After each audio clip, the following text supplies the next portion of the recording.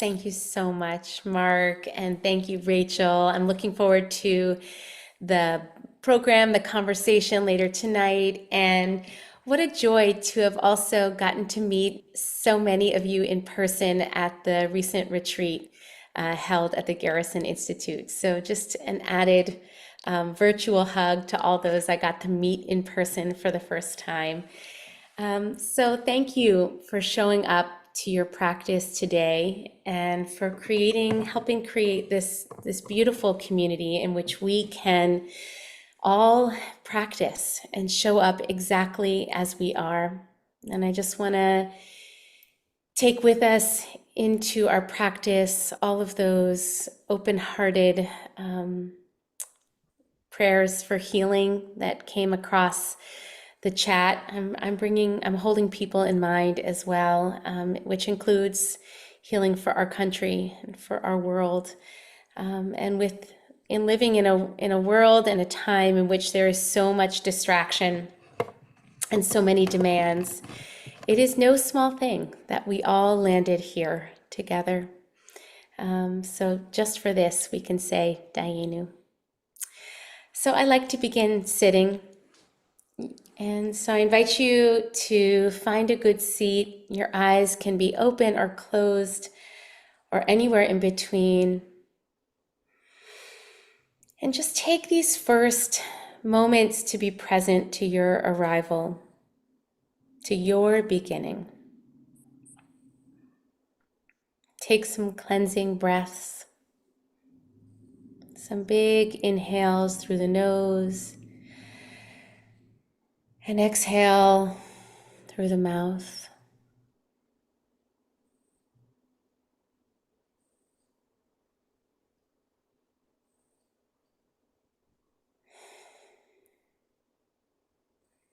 And just allowing your breath to find a steady and fluid rhythm.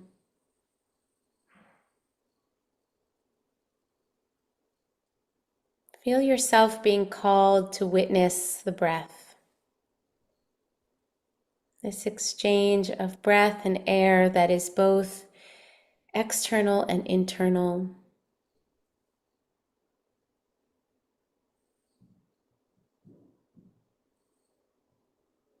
And using that form of witness as a process of coming into the present moment.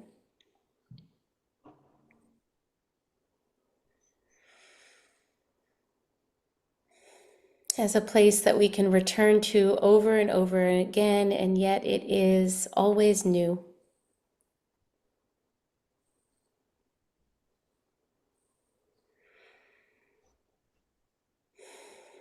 You might notice what's waiting there in the doorway, waiting to greet you as you enter your practice. And if there's something that you need to attend to, welcome, release, or just notice, just go ahead, but keep coming back to the breath.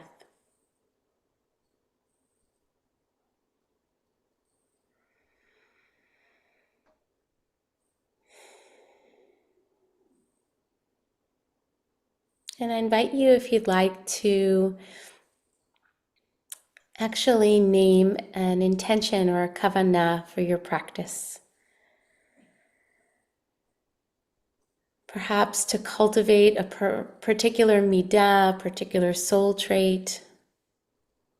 Maybe it is just to find a little bit of peace, a little bit of quiet in a very loud and sometimes violent world. Whatever your kavanah, allow that to be the anchor that invites you to drop in to your practice.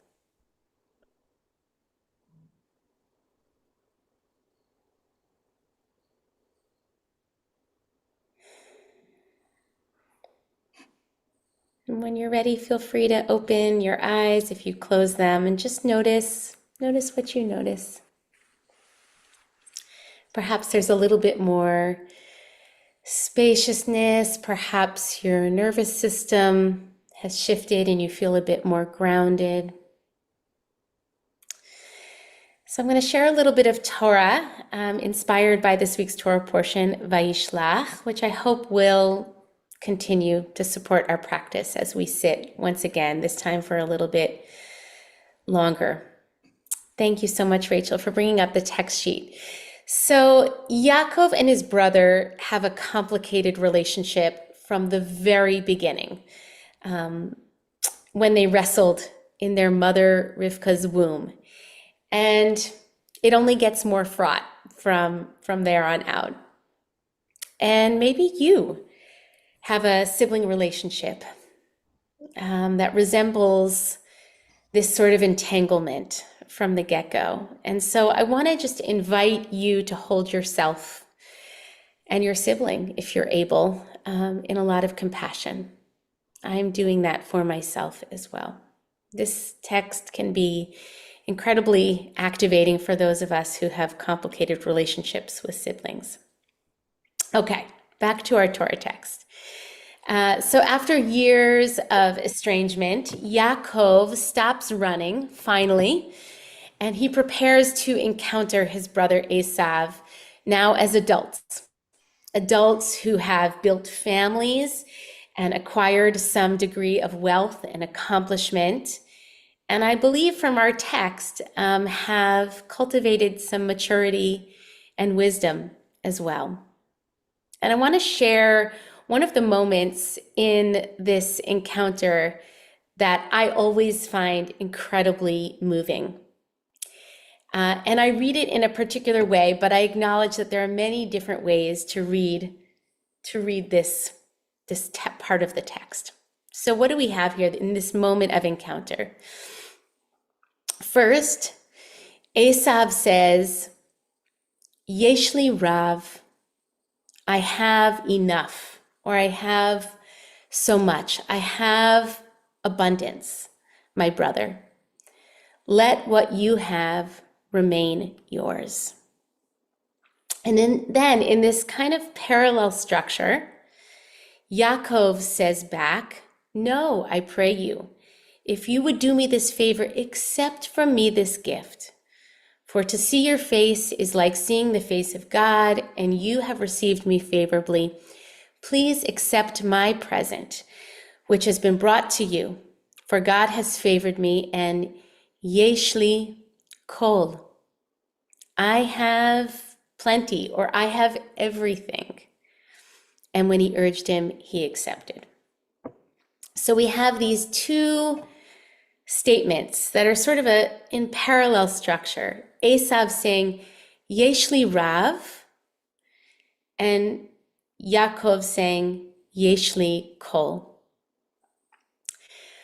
Even though they're slightly different, what calls out to me, what feels clear, is that each one of them is declaring that they have enough, that they have accomplished enough, they have been blessed enough, that they are enough.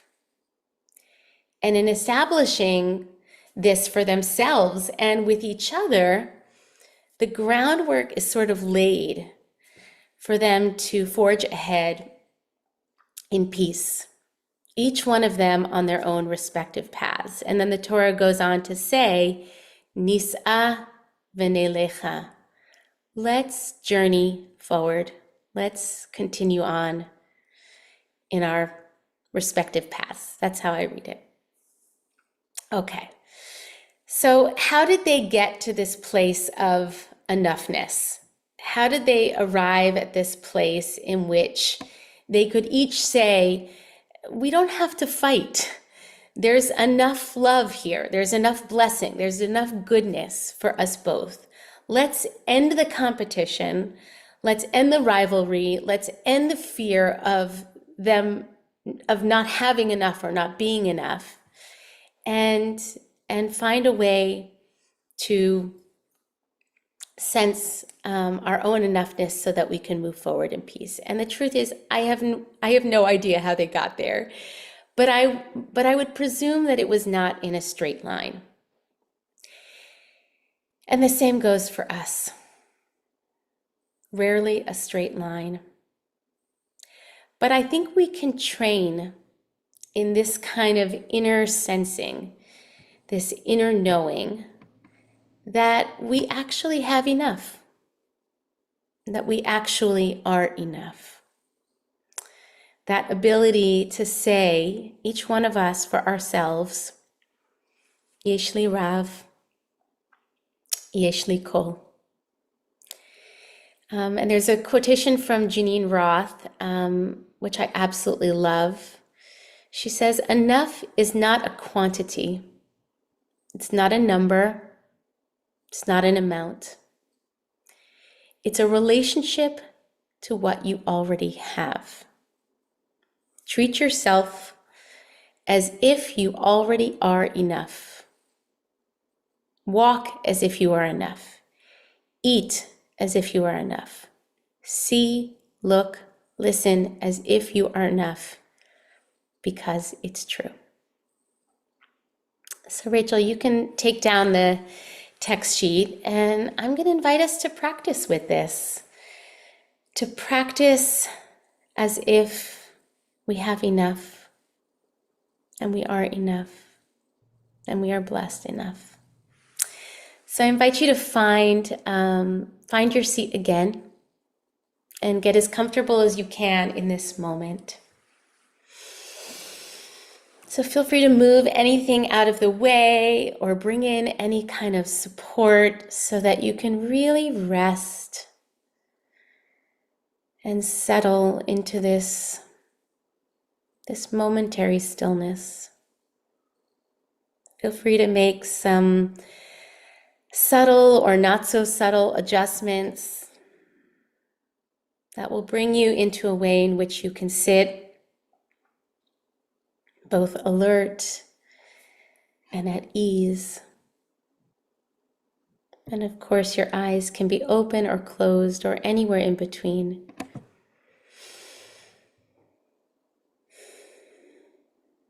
You rest in this embodied shape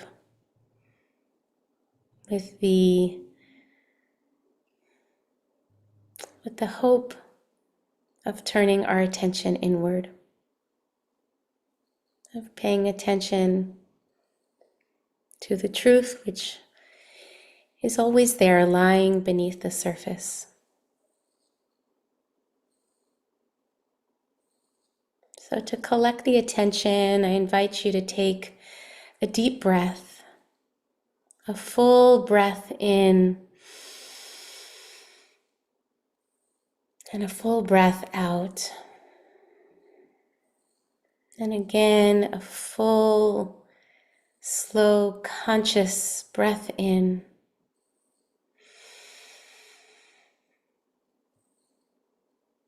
And a gentle breath out. Just feeling your body breathing.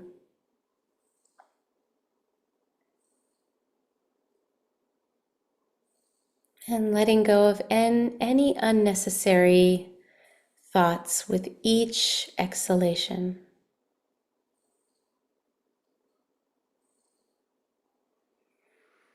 And as we continue sitting in silence, I invite you to sense your very own enoughness. Nothing to strive for here, nothing to compete, nothing to achieve or prove or acquire. Only to proclaim with every breath, Yesh li Rav, Yesh li Kol. I have so much. I am enough.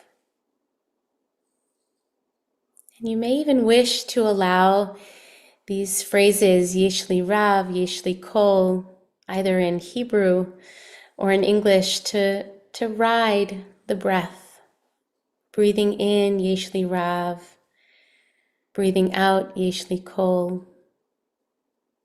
Breathing in, I have enough.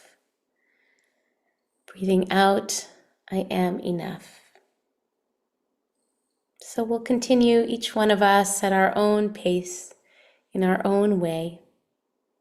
And I'll bring us back together in just a couple of minutes with the sound of my voice.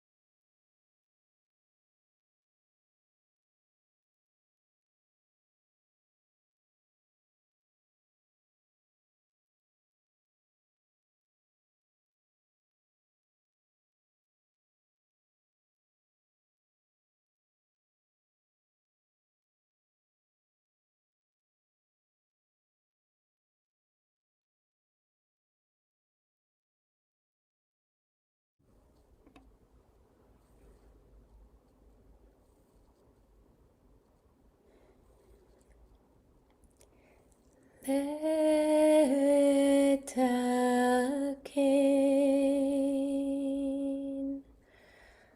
Olam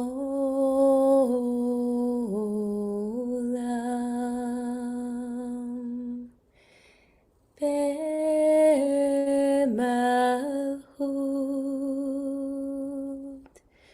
Shaddai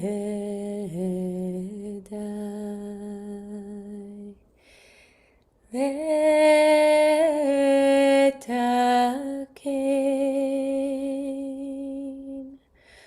Olam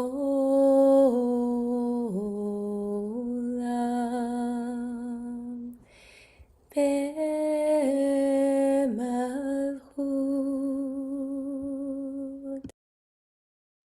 Shaddai.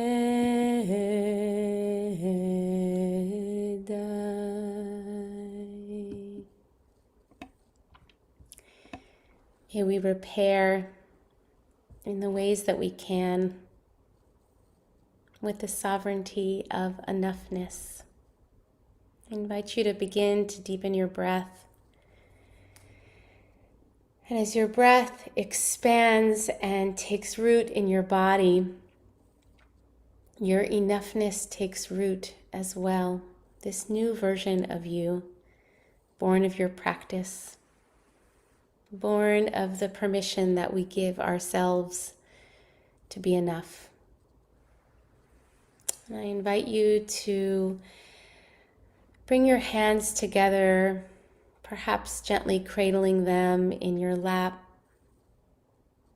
And into our hands we place gratitude for this practice, gratitude for the opportunity to be in loving and accepting relationship with ourselves and with one another. May our ancestors' declarations of Yeshli Rav and Yeshli Kol continue to reverberate in our hearts as we go forward into the days ahead. May those words be in service of peace and healing and connection within and between all beings, just as it enabled Yaakov and Esav to soften and to see one another as the face of God. When you're ready, you can open your eyes if you close them, and I'll turn it back to Rabbi Mark for Kaddish Yatom. Amen. So beautiful. Thank you so much once again, Rabbi Jenny Solomon. Let's seal that beautiful practice today with an opportunity for those who are mourning or observing yahrzeit to recite the mourner's Kaddish. Also, if it's your custom to participate in the Kaddish, and if you're not reciting Kaddish, we ask you please stay present for a moment to support those who are. Thanks to Rachel for sharing the words on the screen. And if you're joining me, please rise in body or in spirit. You can put the name or names of those you're honoring in the chat now or after Kaddish. Please join me if you're reciting it by rising in body or in spirit. You can unmute at this time. Yikadal, Shemay Rabba, Yama Divrach Yote, Alif Medakona Malchut Beyomakon, Bekadiko Beisrael, Bekalav Israel, Uchaye B'chol Beit Shemay Yisrael, Rabba Mabarach, Leolam Leman Olam Meyamaya, Vakti Pa'arvi Yehi Ramandi Shmei Siste, Rabba Vietadar Mevarach Vietalevi, Olam Talam Shemedi Lamei Kadeshavri, Maya. Le'ela Min Kol Yibarach V'yishtabach V'yitpa'ar Olam Nase Amen. Hadar Yehesh Lama Shalem Rabba Halal Yasha. Kol Yisrael. Le'ela Osei Shalom Kol B'Mrama. Birchata Huya Osei V'Shavata Shalom. Aleinu Birchata V'Yom V'Bracha Yisrael. Amram Amen. V'Amram Amen. Yehi Shlama All Rabba Israel. Shemayim Say shalom b'mama. Shalom Say shalom aleinu v'yakol Yisrael. Yaseh V'yakol Shalom yashvei Aleinu tevel. V'Yakol Amen. Yisrael V'Yakol Yashvei Tevel. Grant Amen. peace to us and to all Israel. Amen. Amen. Amen. Friends, thanks so much for joining us today. And if you're leaving us now, hope you'll join us tomorrow for practice. We'll be led tomorrow by Rabbi Benjamin Ross, also happens to be another member of the IJS board. And I'll be leading us on Friday when we sit into Shabbat together. So hope to see you tomorrow or Friday or both. And thanks to Rachel Huguet, as always, for holding our tech Mishkan, our sanctuary here, so beautifully as always. Everyone's invited. You're welcome to continue to practice with that sense of enoughness. You can turn off the sound on your computer and just continue to sit with us and use the container of this time or space where you can join us for conversation about the teaching today and the practice. If you have a question you'd like to ask Rabbi Jenny, please put it in the chat. Preface it by writing question, all in caps, and I will try to work your question into the conversation. That was really just beautiful, Jenny. Thank you so much. And, one thing I noticed that I would not have seen had it not been for that teaching was the connection between that kind of mutual, what you're presenting as a mutual recognition of enoughness between Jacob and Esau, Yaakov and Esav.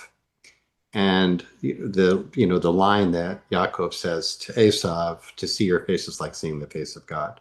That is, which like contrasts with the previous week's the last 2 weeks to our portions where these are brothers who are hyper competitive, and where's the sense that there is not enough. And Esau says to their father Isaac, "Is there only one blessing?" Right?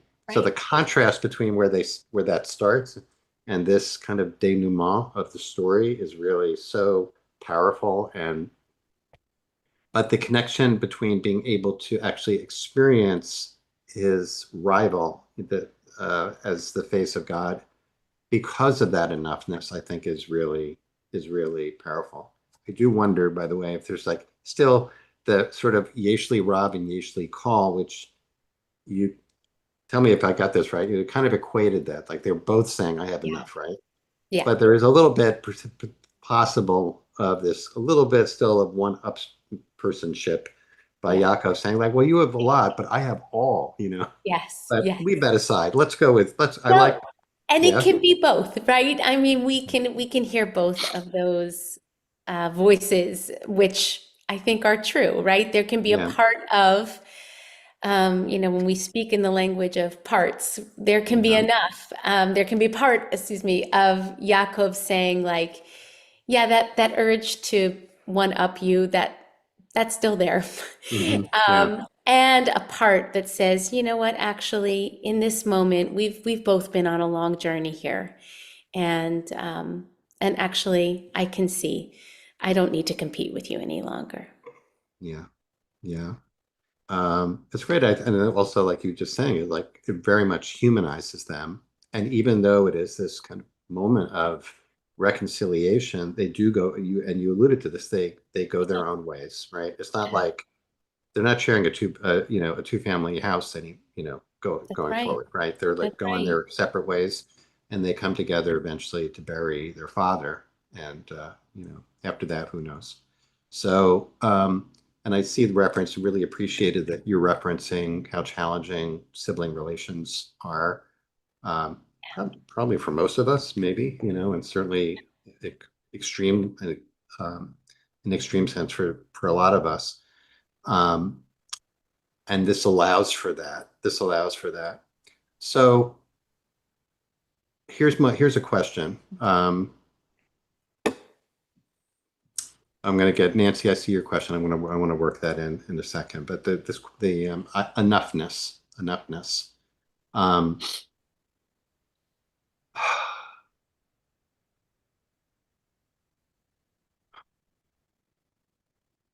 there is this practice. I think first of all, it's incredibly countercultural. What you're presenting, right? We are bombarded with counter messages of don't have enough, aren't enough, don't look enough, right? Especially this time of year. Yeah. Right. So I think in some ways, like, was like extremely soothing for that reason right now. Um, And it strikes me that there is kind of this dialectic in Judaism, right, which does support that not enough. That sort of even you brought in the line from Aleinu at the end, which we should, unpack a little bit for those who may not be familiar. Sure. Litaken olam, to repair the world, right? Which is a huge part of Judaism. For some of us, like the central aspect of our Jewish identity is, the world's not enough. I am not enough. Things are not enough. We need to not only improve it, we need to perfect it, fix it in some way. So there's a big strain of that. And then people may not know, well, there's also this part of Judaism, which is about being able to run a radical acceptance, right, of ourselves, of what we have, of who we are, etc. So you brought them together at the end with that Aleinu to repair the world through enoughness. So I want to invite you to elaborate on that, because that's for me a real chiddush. It's a real like new concept. It Yeah. makes a lot of sense. I love it, but I want Yeah. you to maybe Sure. maybe Sure. also just unpack it a little bit for people who may not be familiar with that. Yeah. So this line shows up exactly as Rabbi Mark said from in the Aleinu prayer. It's sort of in the second paragraph, so to speak, of the Aleinu. And the way that you would normally vocalize this phrase is litaken olam, to repair the world or to fix the world or braid the world. B'malchut, with the sovereignty, Shaddai, of the Almighty. It's one of the names for God. But if you sort of vocalize it differently, so this is a playful read, a creative read, as instead of Shaddai, the Almighty, as with a sense of Shaddai, like die as in Dayenu, that it's enough. I'm enough. We're enough. That's sort of the playful read. Look, this is soothing to me. Because as a person who is sort of naturally inclined towards more, it's all the ways that things can be better, all the ways in which I want to find healing and build bridges and do good in the world. And I see the brokenness and I see the suffering.